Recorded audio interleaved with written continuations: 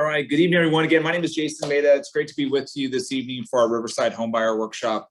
We really enjoy bringing this information, especially for our first-time home buyers. So this is an opportunity to help educate you a little bit more about what home buying can look like as you're kind of in this discovery phase of the process. So like I mentioned earlier, we really try to make this an interactive session. So as we move through tonight's slides, we really encourage your participation. So if you have some questions, feel free to use the Q&A function on Zoom, and then Ken Fleck, who's managing our Q&A on Zoom, he'll bring some of those questions to us and we can kind of share them back with the group. So quick little bit about me. Again, my name is Jason Mehta, and I'm the branch manager for American Pacific Mortgage. We're based out of Sacramento, but we service all over California. So across Northern California, of course, Southern California, all the counties in Southern California, Orange, LA, Riverside, San Bernardino. So we're going to talk more specifically about those markets during tonight's discussion. So I've been in lending over 20 years, specializing in first-time homebuyer programs and or first-time buyer purchases. And so we really are familiar with kind of the stress and kind of really just the anxiousness you might have as a first-time homebuyer. So taking classes like this hopefully will help educate you, help you feel supported and informed as you begin this journey through homeownership. We're also part of the HERO lending program with Cal Hfa. Cal Hfa is the California Housing Finance Agency. We're going to spend some time talking a little bit about that this evening, as well as a variety of different other programs to help you with home purchasing. Okay, so let's go ahead and jump in. And let me just share with you really quickly some of our topics of conversation for this tonight. So as I mentioned earlier, we're going to talk a little bit about the housing market, specifically in some of the Riverside, San Bernardino market.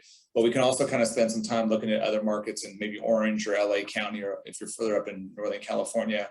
We're going to give you a quick update for some of our current homeowners that may be joining us for this conversation, because we do have some conversation around interest rates, not only just for home buying, but home refinancing as well. And then for our first-time home buyers, we're going to start off that topic or that piece of tonight's discussion around does buying make sense. So we're going to walk you through a home buying versus rental example, so you can kind of get a sense of what does budgeting look like, and as I compare that to renting versus eventually with home ownership. We'll talk a little bit about credit, looking at FICO scores, what the FICO model looks like and how that can impact your borrowing opportunities. Loan programs, qualifying income. We'll spend a little bit of time in just looking at some of the documentation you'll need as a first-time home buyer. Of course, down payment assistance programs. And then we'll wrap up tonight's discussion looking at the process of buying a house. We call it our 6 steps of home buying. And that buying process starts with our personal consultation. I'll explain a little bit more about what that looks like later on into tonight's discussion. Okay, so let's take a look at, does buying make sense? And, first of all, when we think about buying, this is probably going to be one of the largest purchases you're going to make in your lifetime. So you taking the time to join a workshop like this, like you're doing this evening on a Wednesday night, shows how serious you're taking this investment that you're looking at making in the future.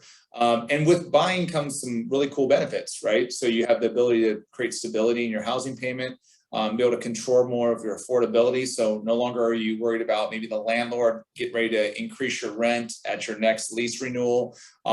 There's potential of growth of wealth through the equity in your home. So equity is created by how much you owe on the home versus how much the market value is for that particular house. So the difference is called home equity. There's tax benefits that come with buying. Even though there's been some tax changes over the years, there still is a potential deductibility of interest that's paid on a first mortgage. And this is an asset. So you have the opportunity to be able to pass along this asset to the heirs of your estate. So a lot of great things that come with homeownership. And as we're preparing for homeownership, like I mentioned earlier, we want to take you through a rent versus buying calculator. That can allow you to kind of understand, if I was to compare my current situation of renting versus what it could look like buying, what are some of the things I want to take into consideration as I'm kind of building a monthly budget. So what we're going to do is I'm going to share this with you, and we're going to kind of dive right into the calculator and walk you through a real life example. Now, what we're going to do, or all this information I share with you this evening, we're going to send out to you tomorrow morning as a follow-up. So all the entire slideshow, along with all these links, will be provided to you. So I would encourage you to take some notes while we're going through tonight's discussion, but I'm going to walk you through some of these examples, and but you'll have all the material tomorrow. Okay, so in this calculator, and this, by the way, Freddie Mac provides this calculator, which we're going to be talking a little bit about the Freddie Mac and Fannie Mae products later on this evening. So this is kind of an interactive calculator, and we'll start off with the renting side of it. So we're going to kind of plug in where we're currently at from a rent perspective. So let's assume, let's say we're at $2,500 in rent. We have monthly renter's insurance of $20 a month. And then let's assume that when we release renewal, so at the end of our 12-month lease, maybe our rent goes up 3%, okay? So we're gonna plug that in as kind of our starting point of where our current budget looks like from a rent standpoint. Now, on the home purchase side, we're gonna click on that drop down, and this number will vary for all of us depending on what level we see ourselves buying in, of course, where we want our home monthly budget to look like. So let's assume we buy it maybe $500,000, 3% down payment. Now, when you purchase a home, you do have property taxes. And so in this scenario, we're going to put the property taxes at $6,000 annually. Homeowners insurance, $1,000 a year. And then we also want to carve out some place for budget around maintenance in our home purchase. Now, no longer when you purchase a home can you rely upon, maybe the landlord to help cure a repair or something like that at the house. So we want to make sure we plan ahead for that with home buying. Now, when it comes to the loan side of things, and we're going to spend some time talking a little bit more about specific loan programs based upon our eligibility and interest rates, all that. But let's use just kind of as a baseline, a 30-year fixed mortgage. We're going to plug in the average interest rate of 3.25. Origination charges. And origination charges will be what your lender charges you for the services provided. Now, those are part of what we call as closing costs. Closing costs can be anywhere between 2 to 3% of your overall sales price. Now, for those of you joining us as UCR alumni, we do have our discount program on closing costs, which basically allows you to get a credit of $750 towards your closing costs. And we'll talk a little bit more about that later tonight. And then these other settlement charges down here, those are going to be like title, escrow, some of the transfer taxes, some of the county recording fees, things of that nature. Those would all be inclusive of the overall closing costs. So when we factor that in, we're looking at maybe 2 to 3% of our purchase price. So when we think about our savings for our home purchase, we're going to have to set aside money for our down payment, but we're also going to have to set aside money for our closing costs. Closing costs will vary based upon where you're buying and the negotiating you do with the seller in terms of who's paying for what. Now, when we look at the rest of this calculator, let's look at the other assumptions we're going to make. So we're also going to assume the home's going to appreciate about 3% per year. Obviously, we've seen I've seen the housing market, especially over the last year and a half, 2 years, appreciate at higher rates than that. But, I think a conservative approach would be a 3% appreciation rate. Then we're also going to assume 7 years in the home, the cost of selling the house, which we're going to put at 10%.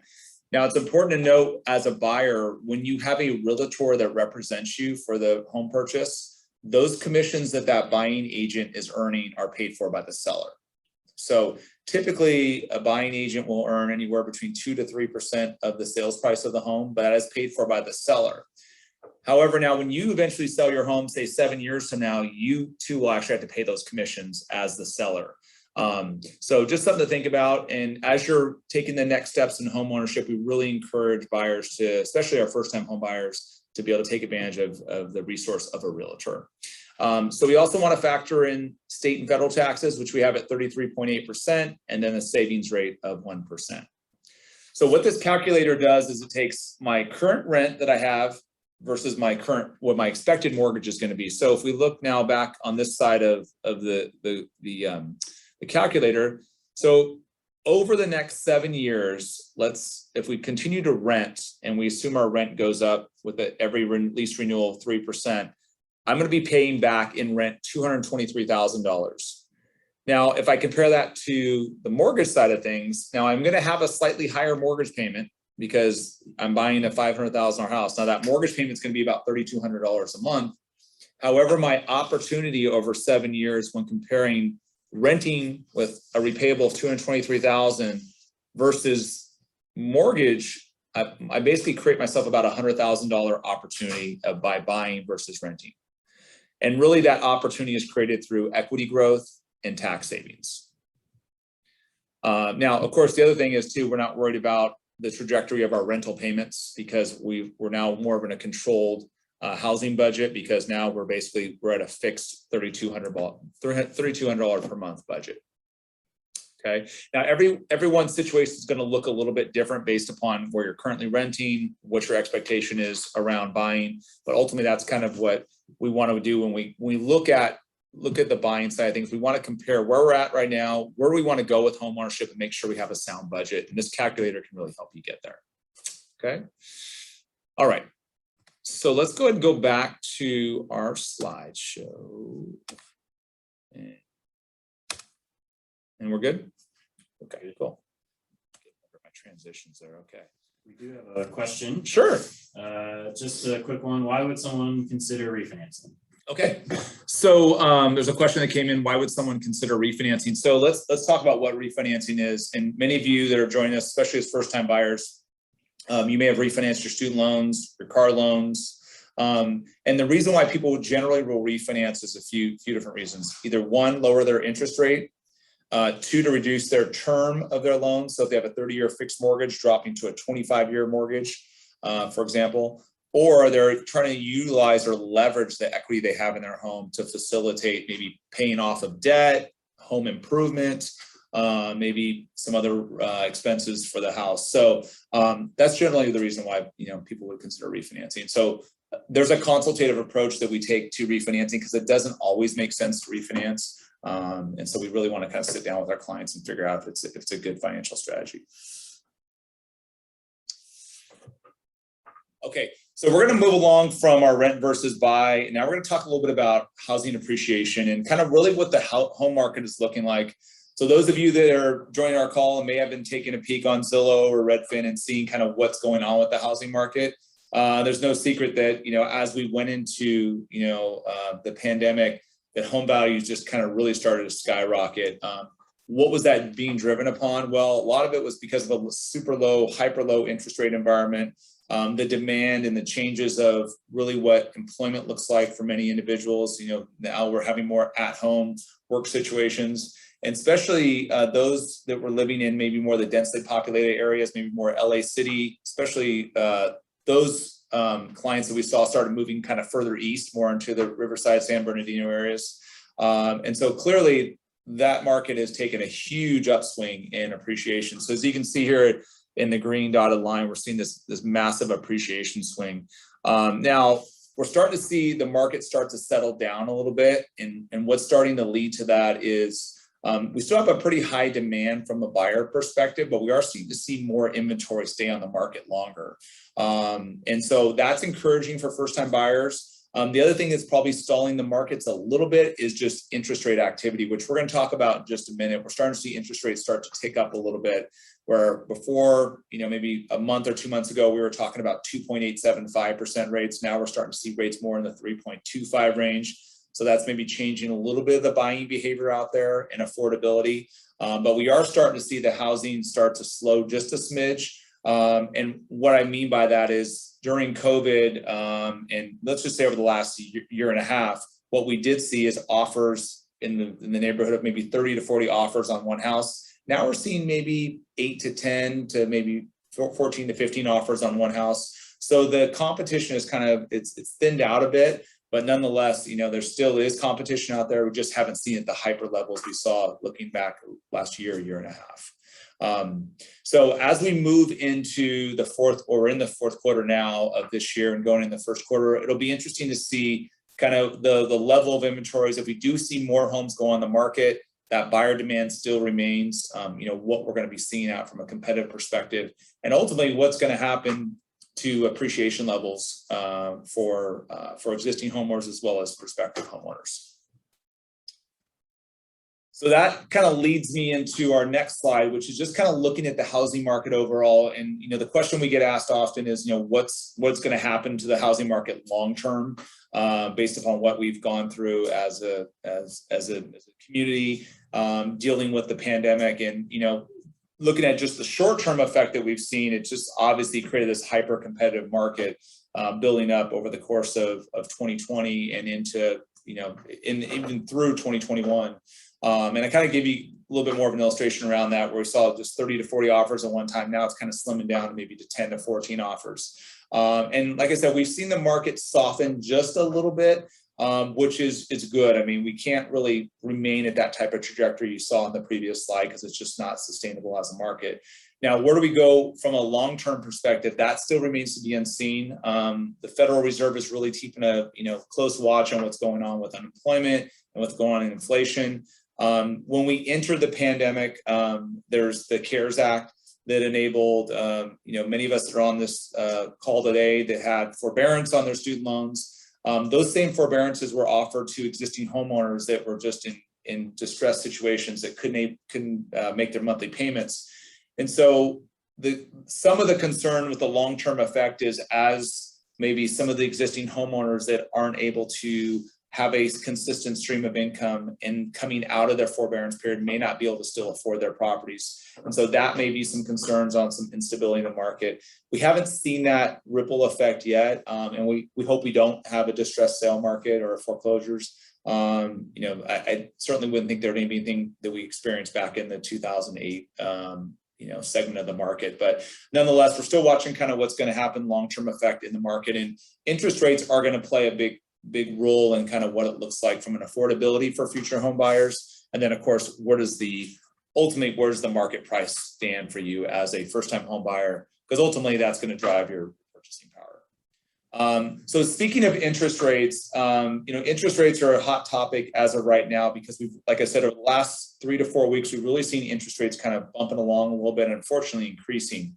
If we were to look back in 2020, when we first entered the pandemic, we saw rates start to float down from going from 3.75-ish down to 3.25. And little did we know that by the end of 2020, we'd actually see rates dip below as low as 2.625.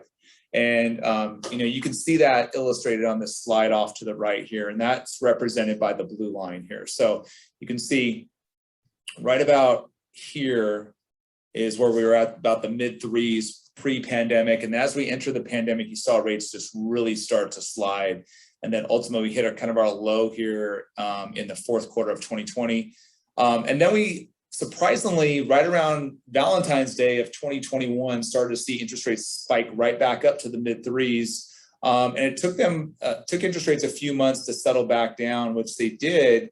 And they got close back into the sub threes around 2.875. But like I said, over the last 3 or 4 weeks, we've now seen interest rates start to slide upward again. So the market's still going to remain to be a bit choppy with interest rates. We are hearing just from the news wires that they're forecasting rates to push up to 3.5% in 2022. What's causing that? Some of which is just kind of the artificial control that we have with the Federal Reserve purchasing mortgage-backed securities as part of the CARES Act. So they are purchasing these mortgage-backed securities to keep interest rates down.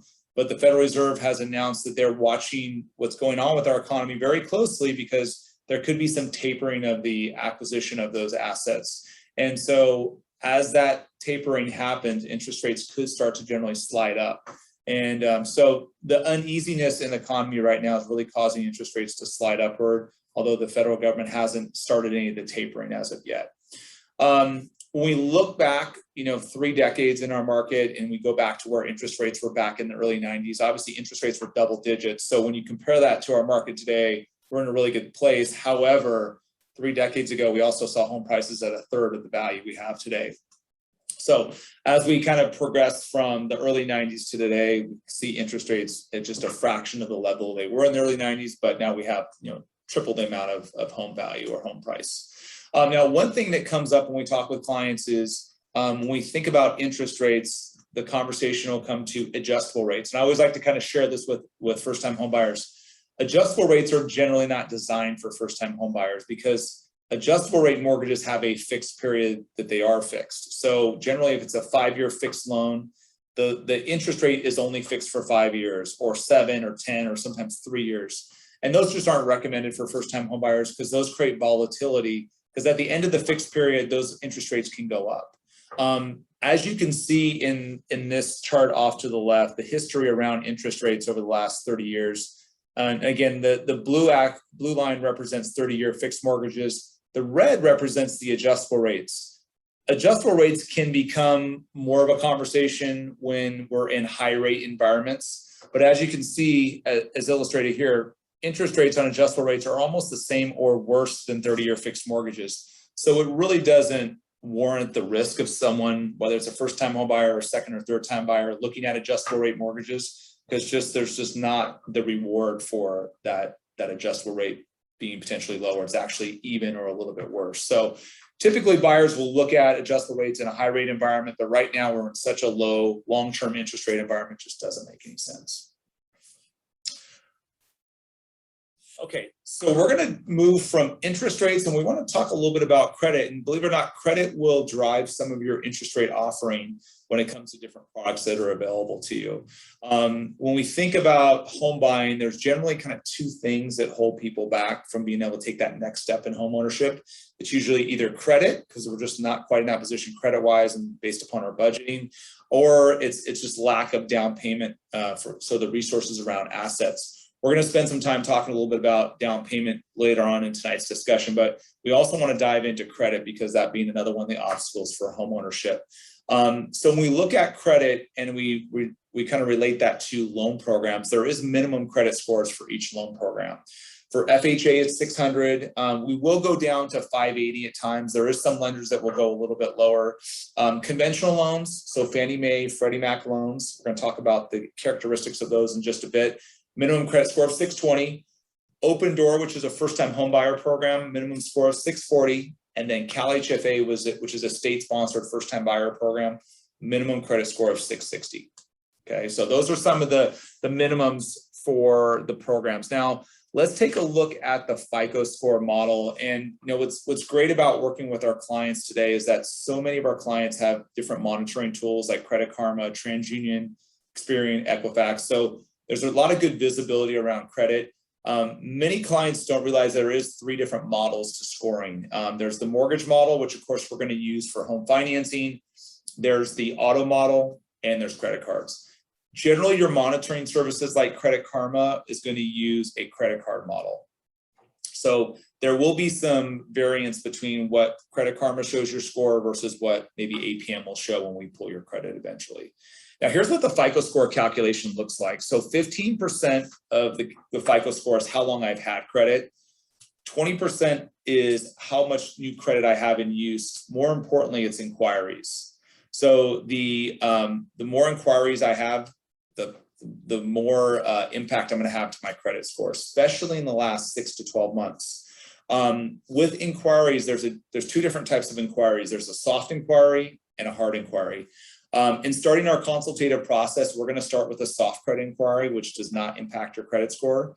A hard inquiry can, especially if you've had multiple inquiries for different segments of credit, like if you've had a credit card inquiry and then maybe a mortgage and then an auto inquiry, those different types could impact your score.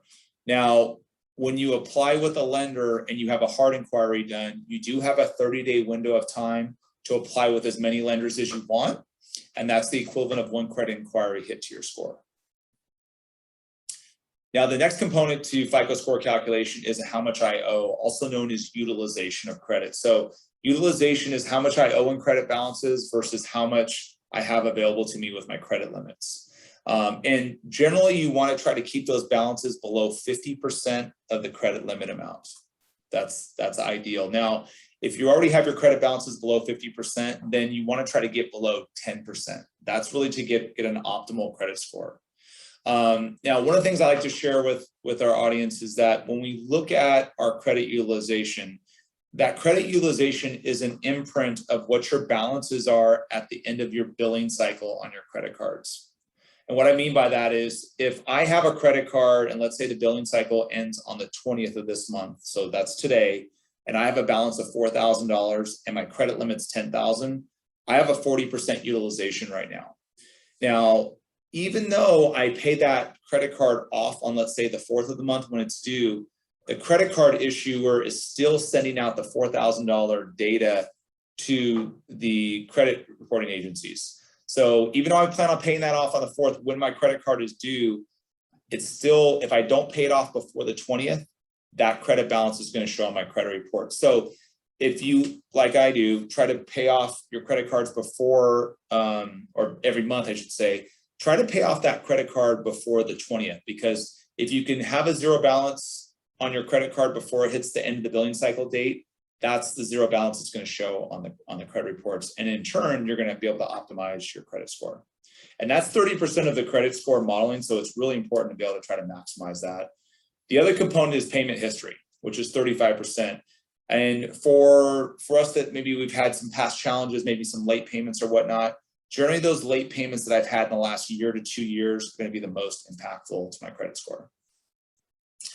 The final thing I want to share with you when it comes to credit is account closure. And what I mean by that, and it's really only impactful for credit lines or credit cards.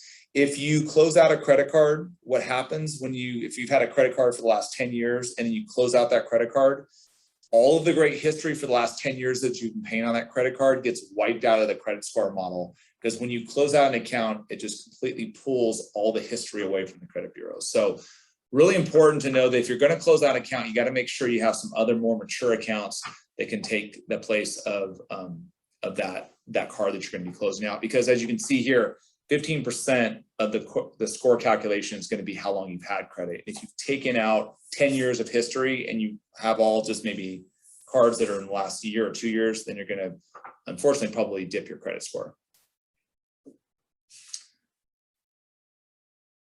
Okay, so when we look at maybe past challenges on our credit, this is kind of just shows you how long they'll be with you on your credit report. So inquiries usually last about 2 years. Late payments, collections, judgments are 7 years. Now, the impact of a late payment on your credit score is going to be for the next 1 to 2 years.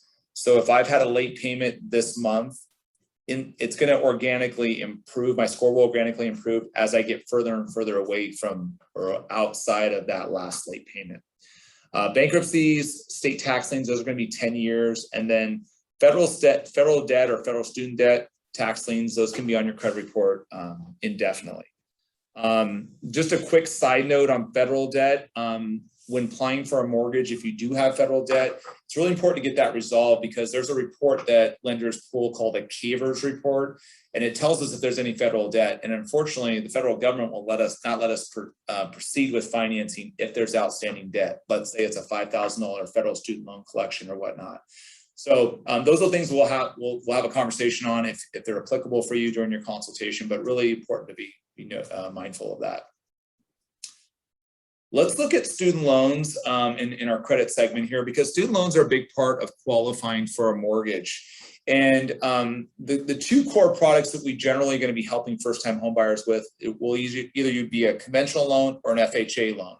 And I'm going to talk to you a little bit about more characteristics of these programs in just a bit, but in how a lender looks at the qualifying for a mortgage with student loans is really important for us as buyers, because on conventional loans, if I have $100,000 worth of student loan debt, and let's say I'm on an IBR payment of $350 per month, that's the payment I'm going to use to qualify me for my mortgage. Now, most of us that do have federal student loan debts, it's going to reflect a zero payment on your credit report today, because they're in forbearance and they don't require payment until January of 2022. However, if you're going to apply for a mortgage today, we're going to have to determine through an IBR calculation what that payment's going to be, because we do need to count something against you for your qualifying or for that obligation. Now, if you submit for an IBR payment and the payment's still zero based upon your income, then that zero payment is what we'll use for qualifying. So that's on a conventional loan.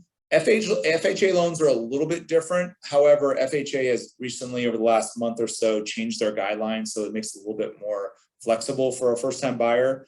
So you have a couple different options with FHA. One is if you don't have an IBR payment, we'll take 0.5% of the outstanding debt or obligation, and that's the payment we'll use. So if I take my same $100,000 in student loan debt, we're going to count a $500 payment against me for qualifying. Now, if I happen to have an IBR payment, which is better because it's hopefully lower than my 0.5%, that's the payment we'll use. So now FHA does recognize income-based repayments. Now, if you are in forbearance, or like I said, if you're in forbearance, especially with as part of the CARES Act, we do have to count a monthly payment. But if you're back in school, maybe you're working on your master's program, or you have a deferment or whatnot, we still have to count a monthly payment for you in qualifying. So just something to keep in mind. We'll walk you through that as part of your consultation, but something we want to be aware of as we're kind of looking at the qualifying for your mortgage. I'm going to take a quick pause there. Questions? Nope. Okay. All right. Nope. Okay, again, if you guys have questions as I'm going through tonight's content, feel free to just chime in through the Q&A, and Ken and I will definitely answer those on air. Let's talk about the different loan programs. And I mentioned just a little while ago that conventional loans and FHA loans are typical, kind of the base products that we're going to be used for first-time buyers. However, we offer a full wide range of programs. So there's conventional loans that require a minimum down payment of 3%, up to a loan amount of $548,250. Now, let's talk a little bit about that maximum loan amount, because that's going to start to change over the next 2 to 3 months. That maximum loan amount is applicable for Riverside and San Bernardino County. If you're joining us from LA County, that loan amount is actually $822. I think we've got a slide on that in just a little bit. If you're in Orange County, same thing, $822. Now, that being said, the conforming limit of $548,250 is going to be adjusted up to $625,000. So $625,000. Us as a direct lender with Fannie Mae and Freddie Mac have adopted that conforming limit today. However, it doesn't go live for most lenders until January 1, but we're currently offering conforming limit loans to $625,000, which is a huge win, especially in areas like Riverside and San Bernardino, where that seems to be a bit of a challenge because home prices have gone up so much, but we're kind of limited on what we can finance. So that's both for conventional, that's just for conventional. FHA will make their announcement hopefully here soon, and then we'll have some amendments to the loan amounts as well. Now, FHA loans require a minimum down payment of 3.5%. VA, for our veterans that have served, there's no down payment. And USDA, which is becoming a little bit more popular, that's for rural areas where, and they're deemed by the USDA as kind of a low population rural area. Those have no down payment requirements. And then jumbo loans, for anyone that's purchasing now with the new conforming limits, if you're purchasing in Riverside or San Bernardino County above $625,000, that's called a jumbo loan. The big difference with a jumbo loan and conventional or FHA loans is, as you can see here, is the down payment is much higher. Generally, it's a 10 to 15% down payment amount. And with jumbo loans, they not only require a down payment and closing costs, but you do need to have a sufficient amount of what we call as reserves in your asset position. So reserves are anywhere between 6 to 12 months of your monthly mortgage payment, principal, interest, taxes, and insurance that you have set aside in addition to have your savings for your down payment and your closing costs. That can take the form of liquid funds, like in your checking and savings account. It can be sometimes non-liquid, like 401ks, 403bs, things of that nature. Bitcoin is not currently recognized as an asset, but any of those other assets can be used for a reserve requirement. So that's on jumbo loans. Conventional loans and FHA loans generally don't have a reserve requirement. Now, as you can see here, conventional loans have a minimum down payment of 3%. For those of you that are in the LA or Orange County markets, if we go beyond $548,250, the minimum down payment goes from 3% to 5%, and that's called high balance loans. So certain high cost of living areas, like I mentioned, just have the ability to go up to a higher loan amount and stay within a conventional loan, but the minimum down payment moves from 3% to 5%. And then the FHA loan has a minimum down payment of 3.5%, and it still follows the same loan limits in Orange and LA County, but you are capped at the $548,250 today in San Bernardino and Riverside County. Okay, so looking at both the conventional and FHA loan, we'd like to talk about kind of what the differences are of those two products, because as we connect with you for hopefully a consultation in the future, depending on what makes the most sense for your buying strategy, we're going to be looking at both of those products. And it's important to note that when you look at the conventional loan versus FHA, there's a pretty distinct difference when it comes to PMI, or private mortgage insurance. So PMI comes into play when we put less than 20% down. And so when we look at a conventional loan and we put less than 20% down, the PMI that you'll pay, which is included into your monthly payment, is based upon 3 factors. It's how much I put down, what my credit score is, and my down payment. So based upon those risk factors, the PMI, there's a PMI premium that you'll pay into your monthly payment, okay? With conventional loans, the nice aspect of PMI is it's not something that you'll have for the life of the loan. Generally, when you have 2 years in the home, or the loan, I should say, and 22% equity, you can apply to have that mortgage insurance canceled.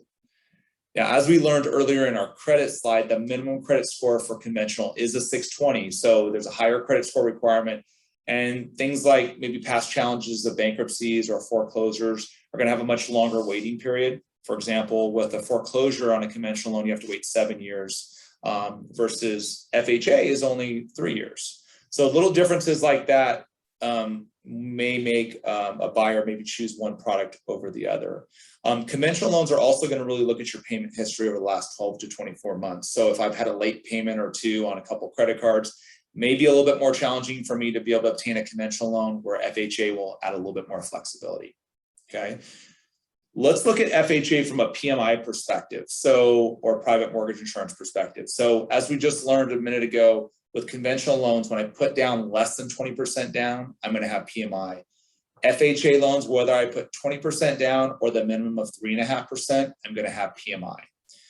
And PMI with FHA loans does not look at your credit score or your loan amount or amount down payment. Well, it does look at your down payment to a certain extent, but as a baseline with a 3.5% down payment, your factor for mortgage insurance will always be 0.85% of your loan amount divided by 12, and that's how we come up with your monthly mortgage insurance. But FHA also has upfront mortgage insurance. It's 1.75% of your total amount financed, and that gets added into your overall loan. Now, it's important to note that FHA does not have a mortgage insurance cancellation clause. So when you take out an FHA loan, you do have to keep the mortgage insurance for the full 30 years or potentially refinance down the road to be able to move into a different loan product.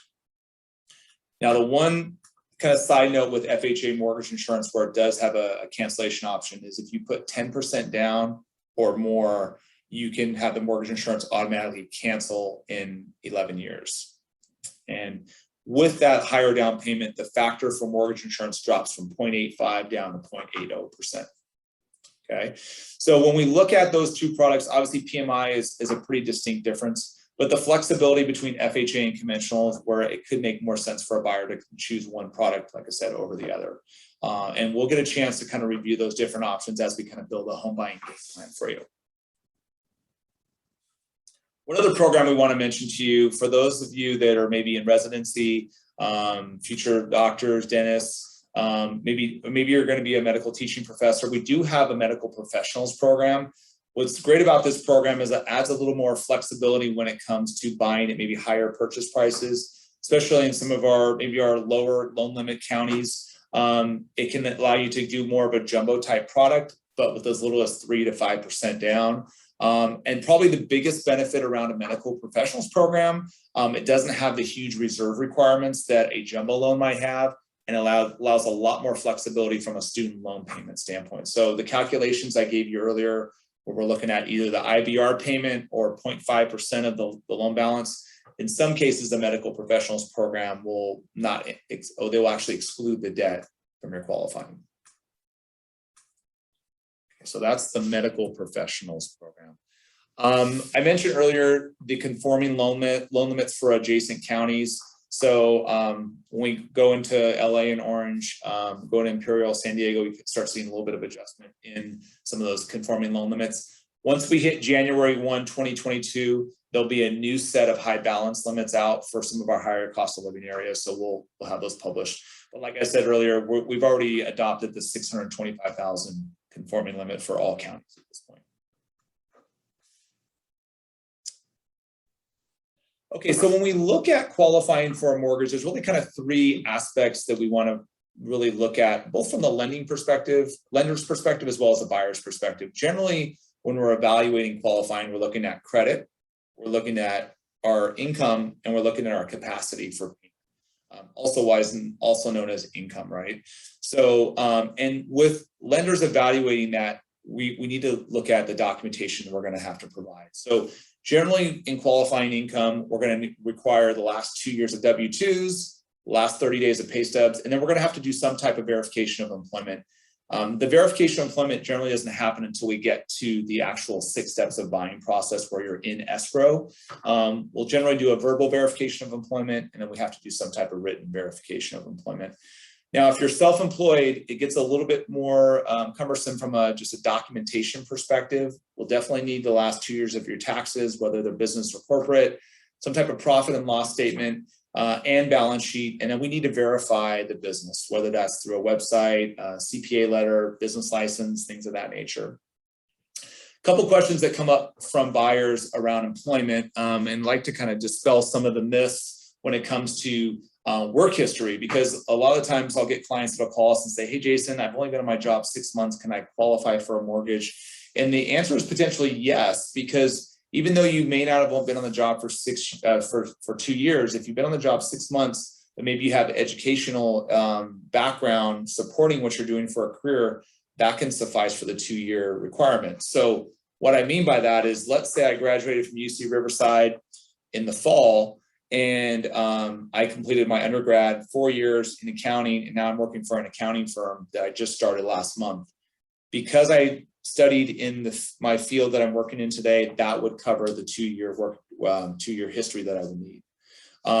If you're in a situation where you're transitioning jobs, so I've only been at my job a year, and I'm going to go start a new job here next month, we can still potentially use that income. As long as we have an executed offer letter and some type of indication on when you're going to get your first pay stub. So that comes up quite often, especially in this market where maybe people they've been on unemployment and now they're back on their feet, and now that they have their jobs set up. Those new jobs can potentially be used for a qualifying income. Something else that comes up often is clients that are working dual employment. So if I have 2 jobs, am I able to use both sets of income? And that is potentially, you're able to use potentially both sets of income. However, you have to be able to show that you've been working on both jobs for 2 years consistently. So if I'm in healthcare, for example, and I work 30 hours a week at one hospital and 20 hours a week here at this other hospital, I just have to show that I've been holding down both positions for the last 2 years. So that's typically what the guidelines look like. Now, if I do have side employment, so let's say, or side income through a self-employed source, let's say I'm driving for Uber and I want to include that income, I do have to show that I've been doing that consistently for the last 2 years, in addition to, say, my W-2 employment. Okay. Did I miss anything on that for? Okay. We have a question. Okay. How do you verify income for overseas work in 2020? So the question was, how do we verify work for overseas income for 2020? So I guess the question would be, is that the income for today? Well, I guess we'll have to. So for the person who asked that question, if you could just chime back with us and just ask us if that's your going forward income. Because obviously we would want to understand a little bit more if that's going to be a sustainable source of income. But the question is, how do we look at that income? Well, the 2020 can verify work history. We have to determine, if that income, overseas income, is going to continue on. So, I mean, if you can follow up with us, I can kind of loop back to that question in just a bit. So again, we just want to kind of know what the going forward income looks like.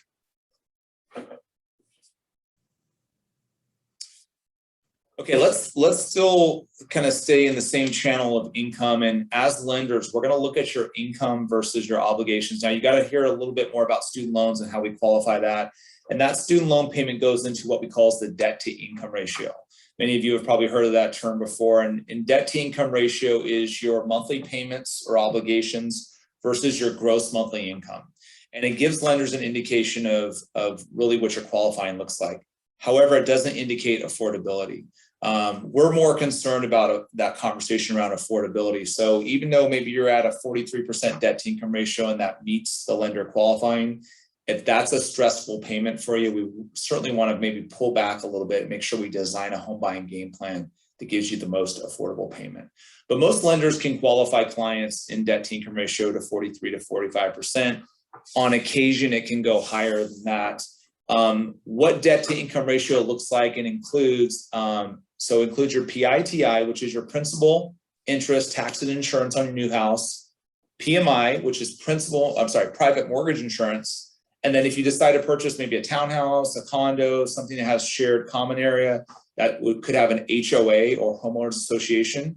So let's say in this example, we have a $3,000 a month housing expense. And then if our other debts are $500 a month, if we take that $3,500 in obligations versus the $9,500 in gross monthly income, I come up with a debt to income ratio of 36.84%.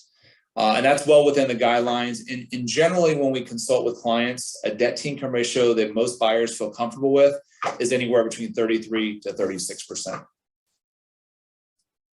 Now, again, debt to income ratio is a guideline for qualifying. It just doesn't really give us an indication of affordability. And that's one of the questions we're gonna dive into a little bit more as part of your consultation, is really understanding like what's a comfortable payment given all the expenses we have. Because as lenders, we don't see maybe some of our entertainment expenses, maybe we have a daycare expense that we have to keep in mind, or other expenses. We're looking simply at credit cards, personal loans, lines of credit, auto loans. Those are the things that generally show up on your credit report. So it's really important for us to better understand where you're at financially and how we can design a budget that makes the most sense so we can create sustainable home ownership.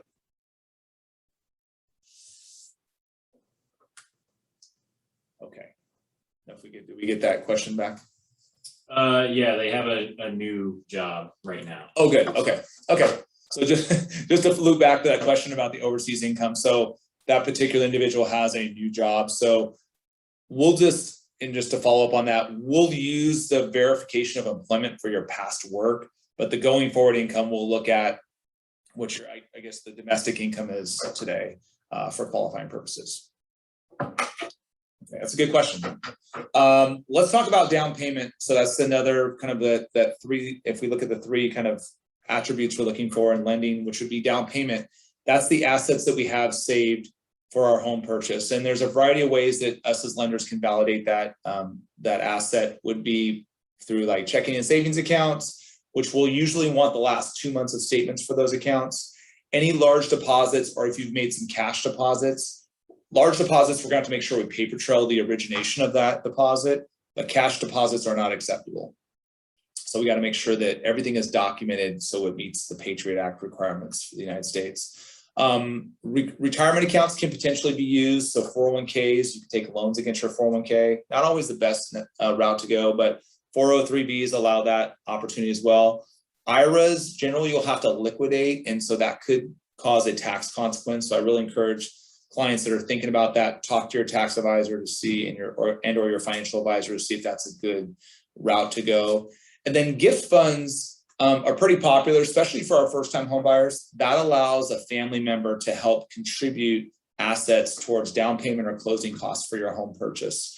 It requires us to originate the source of the gift, and we provide a gift letter. There's a whole kind of process around it. It's not very difficult. We always encourage donors, if they plan on helping out a buyer, to just hold tight and not necessarily transfer the money yet until we can have a conversation during a consultation to understand where the money's coming from and how much, so we can make it the easiest on both our clients as well as the donor for that purchase.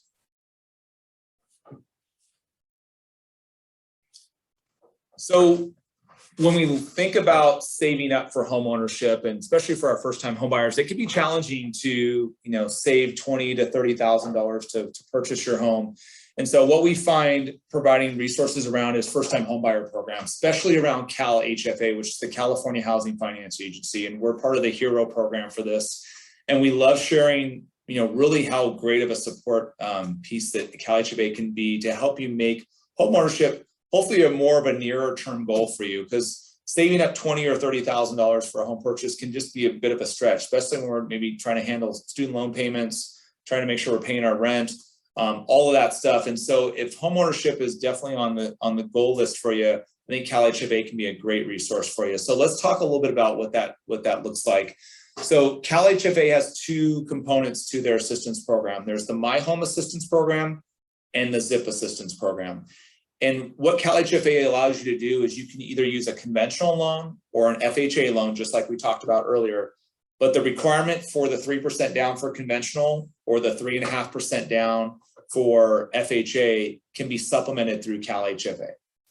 So on the My Home Assistance provides down payment assistance, which can fulfill that 3 or 3.5% down payment requirement up to $15,000. So if I'm buying let's say a $500,000 house, 3% down payment is $15,000. So my entire down payment would be covered. Now this isn't a grant program. You are required to pay it back, but you don't have to pay it back until you either sell your home or if you refinance in the future. So right there's a great resource that's providing up to $15,000 in down payment assistance. Now, as we learned earlier this evening, you do also have closing costs when you purchase a home. Closing costs can range anywhere between 2 to 3% of your loan amount. And so Cal Hfa has another tool to be able to help you with that as well. And that's called the ZIP program, or zero interest program. And you truly aren't paying any interest on this particular attribute of the assistance. This allows you to get your closing costs, the majority of your closing costs covered, and it's not required for repayment until you sell or refinance. Now, going back to the My Home Assistance Program, I didn't mention to you, it does have a 1% interest rate. So let's say you maximize the assistance to $15,000, you would pay back interest of $150 per year. Okay, but again, not collected until you either sell or refinance the home. Now, if you work for a public K through 12 school district, or you're a fire department employee, or if you're buying new construction, there is no cap on the $15,000. So if you're buying at the higher level of the market, maybe it's a $600,000 purchase and your down payment's $18,000 or $20,000, you can get the full $18,000 and not be subjected to the maximum of $15,000. So that's a really cool part of Cal Hfa. Let me show you a quick example of what Cal Hfa can do for a first-time home buyer. So I used this example earlier, and I'll kind of show you how it breaks down now. So if I was to buy a house of say $500,000 and the minimum down payment is $15,000, I would need to save up $15,000 plus $10,000 to $15,000 for my closing costs. So I would need probably $25,000 to $30,000 set aside, and that's generally not the asset position most first-time buyers are in, especially in this kind of a market. However, with the Cal Hfa assistance, I can still look at that same $500,000 home, but instead of having to save up the $15,000 down payment, I can get $15,000 through My Home Assistance to help take care of that part of the down payment.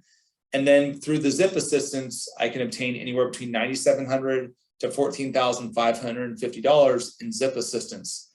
And now, instead of trying to save up the $24,000 or $25,000 to $30,000, now I would have eligible assistance of anywhere between $24,000 to $29,000 that can help offset that cash to close figure.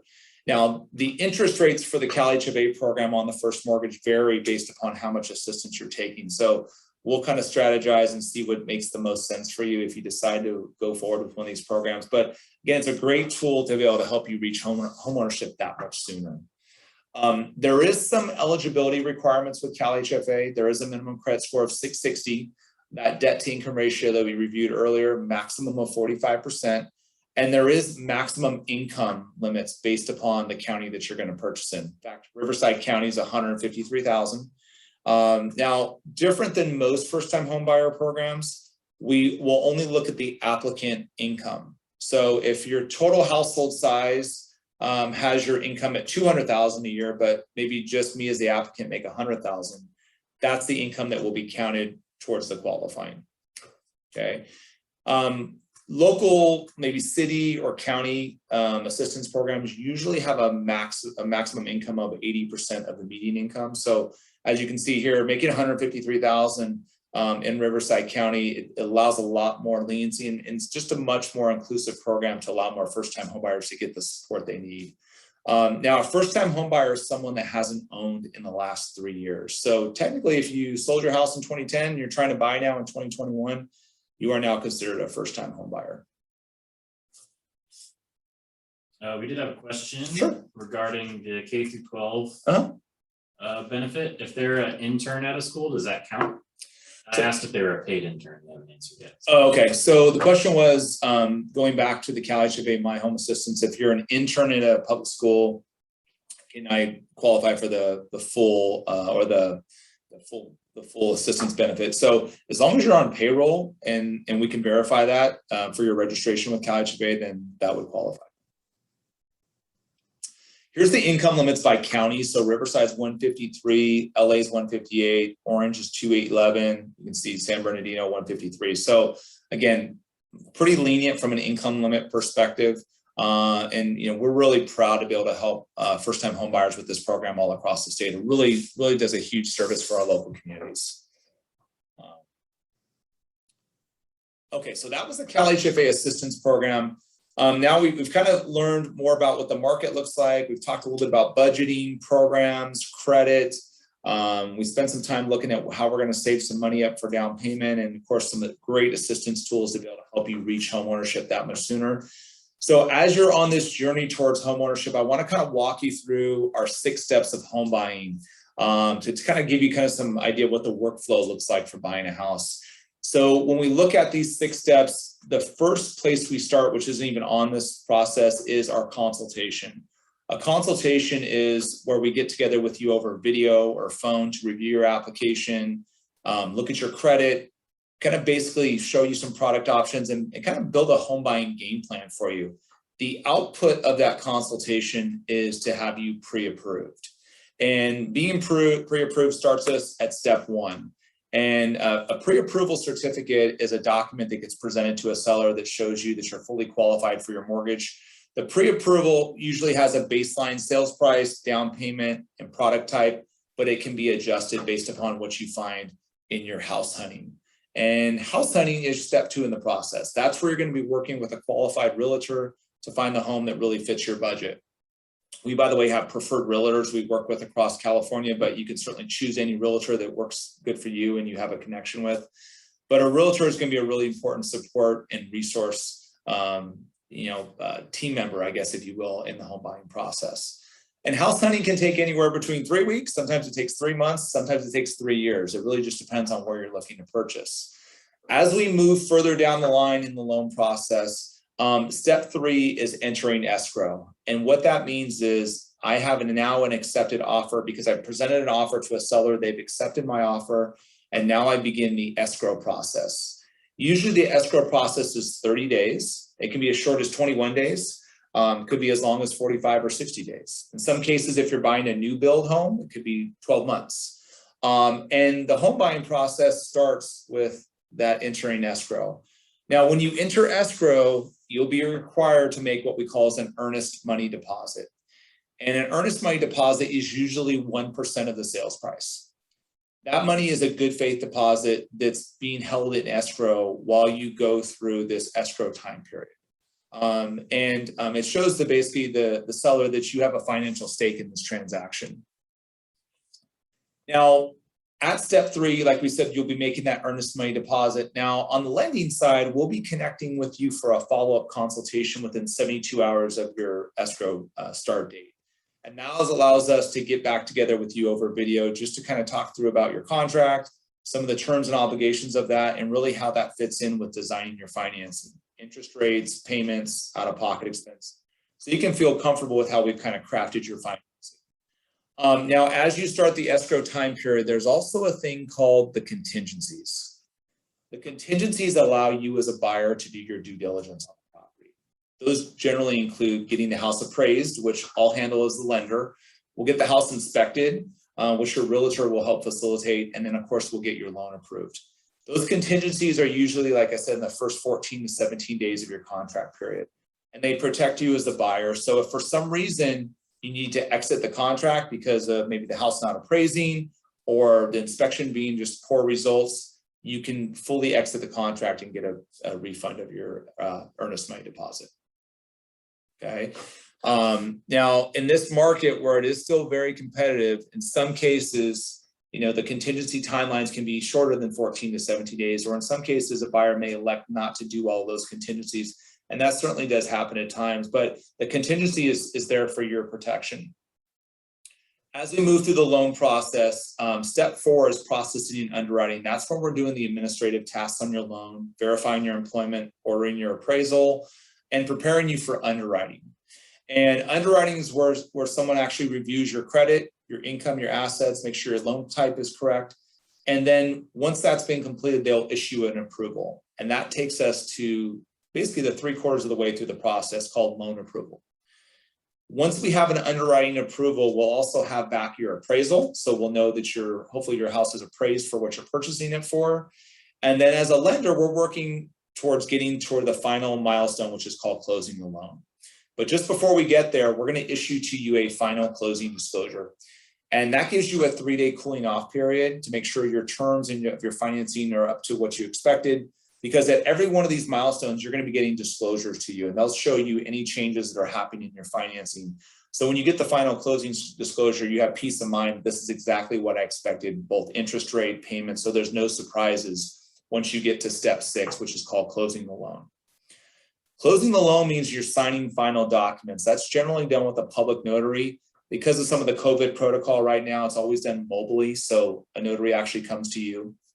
Those documents to sign take anywhere between an hour to hour and a half. After you've completed the signatures on those documents, you'll be required to make your final deposit of the funds for your home purchase. And then 24 hours from that point, us as a lender will complete an audit on your loan to make sure you've signed everything correctly, all the I's are dotted, T's are crossed. And once that audit's completed, we will then wire in the proceeds of your mortgage. And if you've elected the Cal Hfa assistance program, we also take care of that as well. Those funds get receipted in by the escrow company. And if everything balances, so the seller's receiving their funds that they expected, you as a buyer have contributed what you're supposed to as a buyer, then they will record documents with the county recorder's office. And they record a grant deed, which transfers ownership to you. And they also record a deed of trust, which is your agreement to repay the loan. So after all that's done, they get recording confirmation and you become the official owner of the home. So that's a lot of information there, but it's such a big accomplishment when you get to step 6, because you probably purchased the largest investment you're going to make in your lifetime, and it's a big deal. And we really want to celebrate that. And so we will call you to talk to you about the final confirmation. And then a couple of weeks later, we send you a little housewarming gift. It's just a thank you for allowing us to help, because we understand it's a big deal. A lot of anxiety, stress that goes on during that process, but certainly well worth it.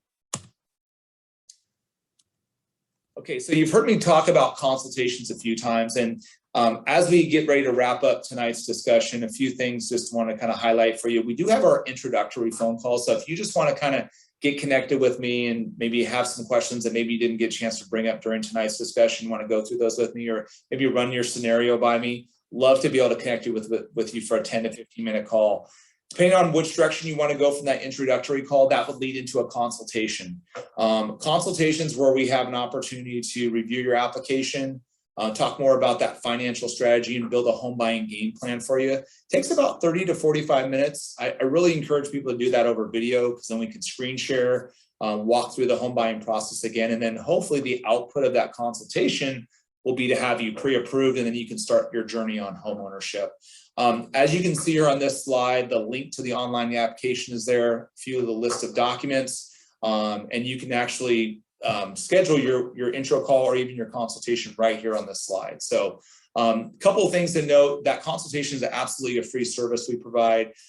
We do a soft inquiry on your credit, so it doesn't provide a hard inquiry. Those are some of the big questions that come out. And then if you do decide to move forward with a pre-approval, that's good for 60 days. But we can easily recertify that pre-approval at any time. You don't have to reapply again. So if you're trying to do your consultation next couple of weeks, but you're not looking to buy until maybe March or April, that's okay. At least you can know that you have pre-approved and you have a budget set, and we can always recertify it for you at the beginning of the year. This is the framework of a consultation. So housing budget, looking at doing some goal setting, affordability. We'll take you through your application, talk a little bit about what it looks like to partner with a realtor. And of course, if you do need the introduction to one of our preferred realtors, we'd love to be able to make that connection for you. Again, we have most of our attendees tonight are from our awesome partnership with UC Riverside. We're really grateful to be in partnership with UC Riverside, and just starting our second year. I think our third workshop we've done for the group here. So really thrilled about that. And as part of that partnership, we do have a discount program, like I mentioned earlier, provides $750 off of our closing costs. If you found us through maybe some searching online, and maybe you're alumni of UCI or USC or Long Beach State, or maybe you're even a state employee, we do pass along a very similar discount. So we would definitely get you all set up with that as well as we build out your financing. And then just a couple of resources I want to point out to you as we wrap up tonight. We do have our mobile app, which is a fantastic tool, allows you to be able to apply to start the process and do your online application right from your mobile. You can upload documents, you can do calculations, you can follow the course of your loan as it kind of moves through the system. And what we find clients doing most often is using the calculation function. So as they're out looking at different homes, they have that tool and resource available to them. Now, we love to stay connected with our graduates, so to speak, of these workshops. And, I really encourage you to reach out to me directly. Here's all my personal contact information. So my cell's here. You can text me after tonight's call. You can, send us an email or reach out to us tomorrow, whatever works best. We'd love to be able to make sure you get connected so you can get all the right information that you're looking for. And as I mentioned earlier, if you want to schedule an intro call or maybe a consultation, feel free to click on the schedule an appointment here. As we've talked about earlier this evening, this is probably one of the biggest financial decisions or investments you're going to make. And so really hats off to our entire audience for joining us for tonight's discussion, because you're taking the time to kind of really figure this out and do your homework before you take that next steps towards home ownership. And we hopefully can be a partner with you in that journey towards hopefully buying the home of your dreams. As you kind of check us out on different social channels, we love to celebrate home ownership. We have some fantastic testimonials, many of which are from students that have joined our classes over the last 7 years that we've been teaching. So really encourage you to check us out on Instagram or check us out on Facebook, or maybe some of our reviews on Google or Yelp. I think we got a lot of cool things that people are saying about us and their experiences with us. So with that said, I really appreciate you joining us this evening. We're going to stick around for some questions. I think we're finishing up a little bit early, but we'll be around. We'll keep us live here. And then in those questions we want to bring back to the group, we're more than happy to do that. So thanks again for joining us this evening. And I really hope I get a chance to connect with each of you soon.